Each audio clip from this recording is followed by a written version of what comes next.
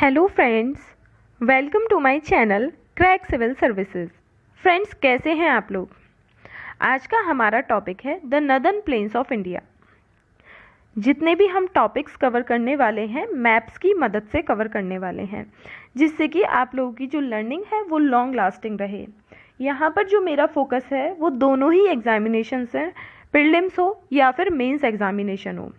इससे क्या होगा, आप लोगों के लिए एक वैल्यू एडिड कंटेंट मिलता चला जाएगा, जो कि आप लोगों को प्री क्लियर करने में तो मदद करेगा ही करेगा, साथ में आप लोग अपने मैप के स्किल्स के थ्रू मेंस में भी एक बहुत ही अच्छा आंसर लिख पाएंगे। तो मैं ये चाहती हूँ कि आप लोग क्या करें, मैंने आप लोगों को इंडिया का मैप बनाना सिखा ही दिया है, तो आप लोग पहले खुद से इंडिया का मैप बनाइए। वो वीडियो अगर आप लोगों ने नहीं देखी है तो देख लीजिएगा।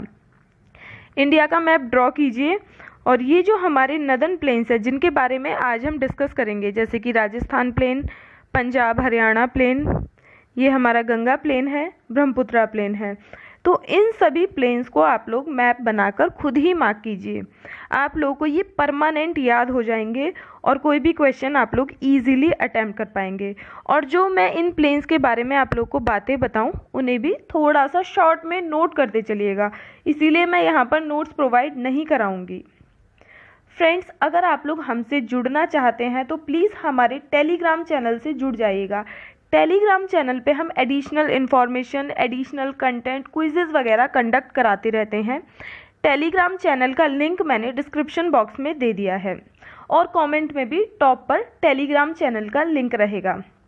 उसके अलावा फ्रेंड्स, मैं आप लोगों से बताना चाहती हूँ कि मैं अनअकैडमी पर भी एडुकेटर हूँ, तो वहाँ पर भी आप लोग मुझे सर्च कर सकते हैं और जो मेरे कोर्सेज़ हैं उनका फ़ायदा उठा सकते हैं। तो स्टार्ट करते हैं। सबसे पहले हम राजस्थान प्लेन्स को डिस्कस कर लेते हैं।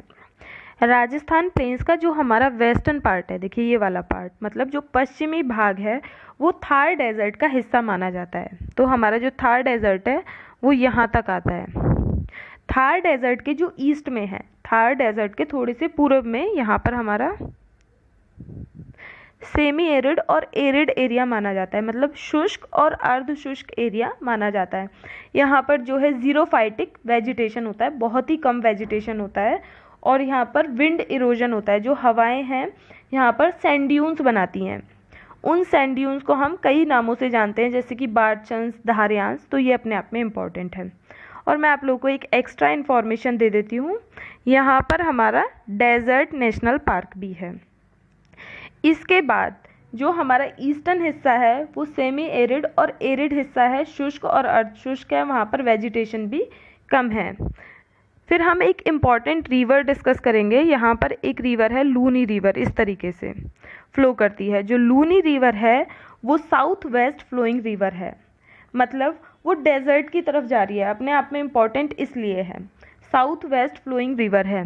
और ये कहाँ से निकलती है, तो यहाँ पर हमारी अरावली रेंजेस हैं। अरावली रेंजेस से पुष्कर लेक के पास से ये हमारी लूनी रिवर निकलती है और ये इनलैंड ड्रेनेज बनाती है। बहुत ही इम्पॉर्टेंट है, ये इनलैंड ड्रेनेज बनाती है। रन ऑफ कच्छ में जाकर ये खो जाती है कहीं, ये किसी समुद्र का हिस्सा नहीं बनती है, किसी सी या ओशन में जाके नहीं गिरती है, ये इनलैंड ड्रेनेज बनाती है। अब देखिए, राजस्थान प्लेन्स के हमारे कुछ इम्पॉर्टेंट लेक्स हैं, हम उनके बारे में बात कर लेते हैं। कौन कौन से लेक्स हैं, यहाँ पर हमारे जयपुर के आसपास सांभर लेक है। उसके अलावा एक हमारा है दीदवाना लेक, ये इम्पॉर्टेंट है। इम्पॉर्टेंट किस लिए है, क्योंकि इनसे बहुत ज़्यादा नमक निकाला जाता है, सॉल्ट निकाला जाता है। तो कौन कौन से लेक्स हो गए, दीदवाना लेक, सांभर लेक, कछमान लेक, तो ये यहाँ से हमारे इस रीजन में पड़ते हैं और इनसे हम क्या निकालते हैं, नमक निकालते हैं, सॉल्ट प्रोडक्शन होता है। तो हमने बात की राजस्थान प्लेन्स के बारे में। अब हम बात करते हैं पंजाब हरियाणा प्लेन्स की। पंजाब का मतलब क्या होता है, पंजाब मतलब कॉन्फ्लुएंस ऑफ 5 रिवर्स।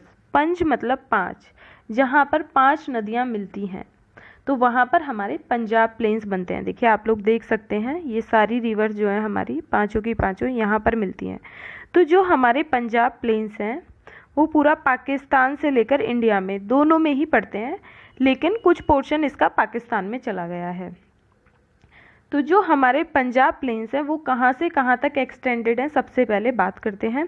तो वो यहाँ से, जहाँ पे हमारी पांचों नदियाँ मिलती हैं, यहाँ से लेकर और यहाँ पर हमारी यमुना नदी तक, यमुना नदी गंगा की ट्रिब्यूटरी है, तो वो यहाँ तक एक्सटेंडेड है। ये पूरा रीजन पंजाब प्लेन्स का रीजन है। अब हम इंडिया में जो हमारे पंजाब प्लेन्स पड़ते हैं उनके बारे में डिस्कस करते हैं। देखिए, ये जो पंजाब प्लेन्स हैं ये मतलब हमारे दुआब होते हैं जनरली। दुआब मतलब जो लैंड होता है दो रिवर्स के बीच में। मैं आपको समझाती हूँ। दुआब जैसे कि ये देखिए, दो नदियाँ हैं इस तरीके से जा रही हैं और इनके बीच का जो रीजन होगा वो दुआब होगा। तो ये हमारी कौन कौन सी नदियाँ हैं? यहाँ पर हमारी झेलम है और यहाँ पर हमारी चेनाब है। तो झेलम और चेनाब के बीच में जो दुआब पड़ता है उसे हम छज दुआब कहते हैं। तो इस तरीके से यहाँ पर देखिए हमारी सतलुज है, ब्यास है। तो इन नदियों के बीच में जो रीजन पड़ेगा उस रीजन को हम कहेंगे दुआब रीजन।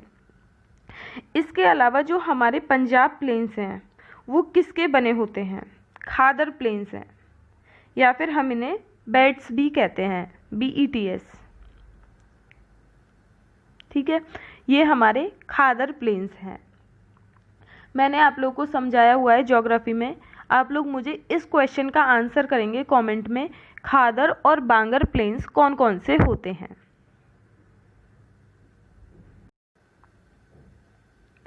अब हम बात करते हैं गंगा प्लेन्स के बारे में। देखिए, गंगा प्लेन्स अपने आप में एक बहुत ही बड़ी स्ट्रेच है। सबसे पहले हम इसके एक्सटेंट की बात कर लेते हैं। ये कहाँ से कहाँ तक फैला हुआ है? तो ये दिल्ली से लेकर, यहाँ पर दिल्ली से लेकर और कलकत्ता तक, इतना बड़ा इसका एक्सटेंट है। अब कौन कौन से स्टेट्स कवर करता है? दिल्ली तो हमने बात कर ही ली है। उसके बाद उत्तर प्रदेश आ जाएगा, फिर यहाँ पर हमारा बिहार आ जाएगा और इधर आ जाएगा वेस्ट बंगाल। तो ये इन 3-4 स्टेट्स को कवर करता है। ये अपने आप में इतना बड़ा रीजन है और बहुत ही इम्पॉर्टेंट इसलिए क्योंकि ये एक बहुत ही फर्टाइल लैंड है, बहुत ही उपजाऊ ज़मीन है। उपजाऊ क्यों है? देखिए, यहाँ पर बहुत सारी नदियाँ हैं, गंगा, यमुना, गंगा की बहुत सारी ट्रिब्यूटरीज हैं। तो ये अपने साथ जितना भी मटेरियल लेके आती हैं वो यहाँ पर डिपॉजिट करती चली जाती है। तो ये जो हमारी है एलुवियल डिपॉजिट्स हैं, यहाँ पर हमारी उपजाऊ मृदा है। तो ये हमारे एग्रीकल्चर पॉइंट ऑफ व्यू से बहुत ज़्यादा इम्पॉर्टेंट हो जाते हैं। अब हम गंगा की ट्रिब्यूटरीज देखते हैं, कौन कौन सी ट्रिब्यूटरीज हैं जो इस एरिया को सींचती हैं। तो सबसे पहले गंगा रिवर हो गई। गंगा की जो सबसे लंबी ट्रिब्यूटरी है, लॉन्गेस्ट ट्रिब्यूटरी है, वो है यमुना रिवर। तो यहाँ पर हमारी यमुना रिवर है, ये गंगा है और गंगा की लॉन्गेस्ट ट्रिब्यूटरी है यमुना रिवर। फिर उसके बाद आ जाती है हमारी गोमती, घाघरा, गंडक, कोसी, इस तरीके से आ जाती हैं। गोमती, घाघरा, गंडक, कोसी, तो ये सभी रिवर्स हैं। और नीचे साउथ से एक रिवर और आ जाएगी जो गंगा की ट्रिब्यूटरी है, वो है सोन रिवर, यहाँ से इस तरीके से आ जाएगी। तो ये अपने आप में इम्पॉर्टेंट क्वेश्चन है और यहाँ से ऐसे अरेंज करने के लिए भी आपसे पूछा जा सकता है कौन कौन सी रिवर्स आएंगी? गोमती, घाघरा, गंडक, कोसी। और यमुना आप लोगों को पता ही चल गया है कि लॉन्गेस्ट ट्रिब्यूटरी है गंगा की। और लार्जेस्ट ट्रिब्यूटरी कौन सी रिवर है? घाघरा रिवर है। लार्जेस्ट मतलब जो ज़्यादा वाटर कैरी करती है। अब हम कुछ और चीज़ें देख लेते हैं। देखिए, क्योंकि ये जो हमारा गंगा प्लेन्स है ये कई पार्ट्स में डिवाइडेड है। तो यहाँ पर इनकी शुरुआत कहाँ से होती है? गंगा यमुना द्वाब से। ये देखिए, द्वाब मैंने आप लोगों को बताया दो रिवर्स के बीच का जो रीजन होता है। तो ये हमारा गंगा यमुना द्वाब है। गंगा और यमुना के बीच का ये जो रीजन है ये गंगा यमुना द्वाब है। यहाँ से हमारे गंगा प्लेन्स की शुरुआत होती है। और इसके ईस्ट में आ जाएंगे तो वहाँ पर आ जाएंगे हमारे रोहिलखंड प्लेन्स। और फर्दर ईस्ट में आएंगे तो हमारे आ जाएंगे अवध प्लेन्स। तो इस तरीके से पहले गंगा यमुना द्वाब, फिर रोहिलखंड प्लेन्स और फर्दर ईस्ट में जाएंगे तो अवध प्लेन्स। जो हमारे रोहिलखंड प्लेन्स हैं वो अवध प्लेन्स में मर्ज हो जाते हैं। तो ये थे हमारे गंगा प्लेन्स, मैंने आप लोगों को बता दिया। अब हम नेक्स्ट कवर करते हैं ब्रह्मपुत्रा प्लेन्स। अब हम बात कर लेते हैं ब्रह्मपुत्रा प्लेन्स के बारे में। ये देखिए, ये हमारे ब्रह्मपुत्रा प्लेन्स। ये जो हमारे ब्रह्मपुत्रा प्लेन्स है ये हमारे लो लाइंग रीजन है। तभी यहाँ पर बहुत ज़्यादा फ्लडिंग होती रहती है। यहाँ पर भी हमारे हिल्स हैं और नीचे भी हमारे हिल्स हैं।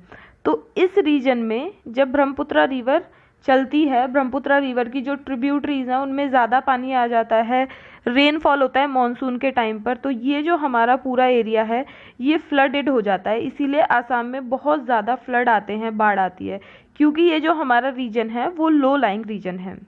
और इसके चारों तरफ कौन कौन से हिल्स होती हैं, तो यहाँ पर तो हमारी हिमालयन रेंजेस आ गई।